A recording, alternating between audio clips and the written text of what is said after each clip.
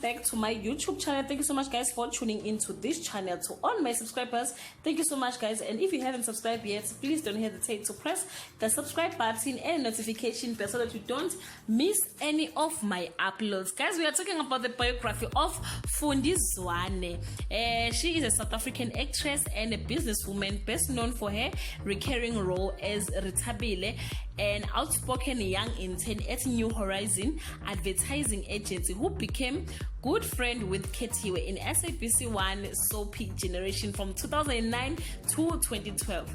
She also had a starring role as Avumile on SABC1 drama series Divas Down in 2011. Fundi co-created with Gugu Zuma and Tuli Zuma, the daughter of the former South African President Jacob Zuma, the Mzansi Magic sitcom It's For Life, which aired on the channel from July to October 2011. The series revolves around the 320-something women who discover a squatter living in their new house and are forced to live with her.